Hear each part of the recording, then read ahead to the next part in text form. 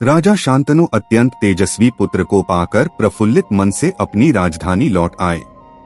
राजधानी आकर उन्होंने देवव्रत को युवराज के पद पर सुशोभित कर दिया। धीरे धीरे 4 वर्ष बीत गए। राजा का मन फिर आमोद प्रमोद में रमने लगा। एक दिन वे यमुना नदी के तट और आखेट करने निकल गए। यमुना तट पर भ्रमण करते हुए उन्हें पूरा वातावरण दिव्य सुगंध से सुवासित हुआ लगा। वे उस सुगंध से खिंचे चले गए। कुछ दूर उन्होंने एक नाव में खड़ी हुई एक अनिंद्य सुंदरी को देखा। वह सुगंध उस सुंदरी की कमनीय देह से ही निकल रही थी। उस तरुणी का नाम सत्यवती था। वह एक निषाद की बेटी थी।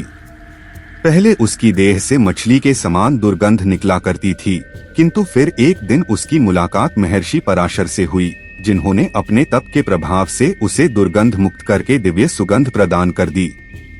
गंगा के वियोग के कारण राजा शांतनु के मन में जो उदासी छाई रहती थी, वह इस तरुणी को देखकर विलीन हो गई। वे उस युवती का संसर्ग पाने के लिए लालायित हो उठे। उनकी काम भावनाएं प्रबल हो उठीं। उन्होंने आगे बढ़कर उस सुंदरी से कहा, हे सुंदरी, मैं हस्तिनापुर का राजा शांतनु हूँ। मैं तुमसे विवाह करना चाहता हूँ। क्या तुम मेरा यह प्रणय निवेदन स्वीकार करोगी? सत्यवती ने मुस्कुराकर उत्तर दिया, राजन, मेरे पिता दाशराज मल्लाहों के ने स्वामी हैं। मुझसे विवाह करने के लिए आपको उनकी अनुमति लेनी होगी।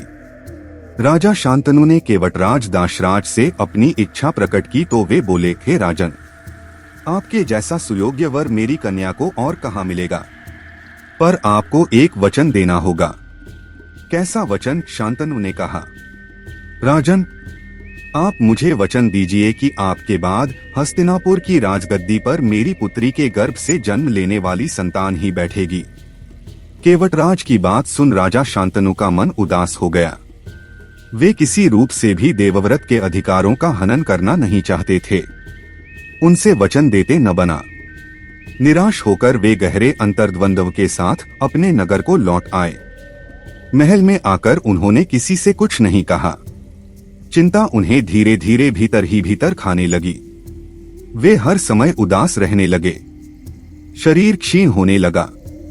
देवव्रत ने देखा कि पिताश्री के मन में कोई न कोई गहन चिंता अवश्य समाई हुई है।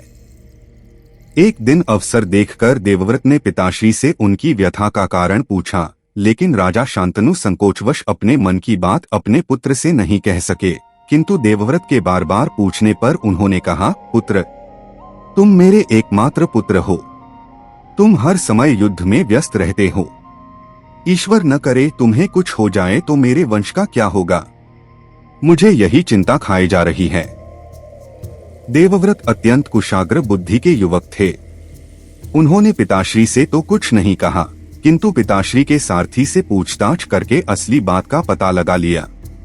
वे अपने पिताश्री को बताए बिना केवटराज के पास पहुंचे और उनसे सत्यवती का विवाह महाराज शांतनु से करने का आग्रह किया।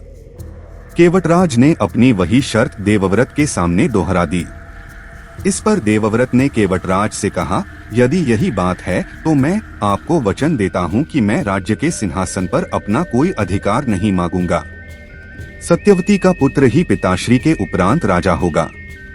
आर्यपुत्र, आप निःसंदेह महान हैं, वीर हैं, परंतु मेरे मन में एक शंका और है। मैं जानता हूं कि आप अपने वचन के पक्के हैं, लेकिन आपकी संतान से तो मैं ऐसी आशा नहीं कर सकता। आप वीर हैं, आपका पुत्र भी वीर ही होगा। यदि उसने मेरे नाती को राजसिंहासन से उतार दिया तो मैं क्या करूंगा? मेरी पुत्री का जीवन तो नर्क बन जाएगा।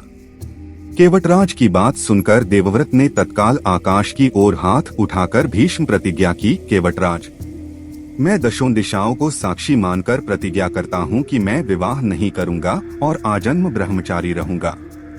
अब तो तुम संतुष्ट हो?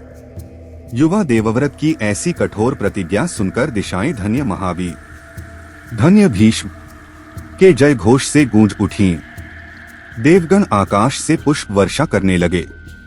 केवटराज भी युवा देवव्रत की भीष्म प्रतिज्ञा सुनकर रोमांचित हो उठे। उन्होंने तत्काल अपनी कन्या सत्यवती को देवव्रत के साथ भेज दिया। इस प्रकार एक पुत्र ने अपने पिता की प्रसन्नता के लिए अपना पूरा जीवन बलिदान कर दिया। भारतीय संस्कृति में ऐसा महान उदाहरण दूसरा कहीं भी नहीं मिलता। इस प्रतिज्ञा के बाद से ही देवव्रत का नाम भीष्म पड़ गया। सत्यवती का विवाह खूब धूमधाम से महाराज शांतनु के साथ हो गया। राजा को किंचित भी इस बात का पता नहीं चला कि उनके पुत्र ने उनके लिए कितना बड़ा बलिदान किया था। उन्हें तो उस समय केवल सत्यवती का सौंदर्य ही दिखाई दे रहा था।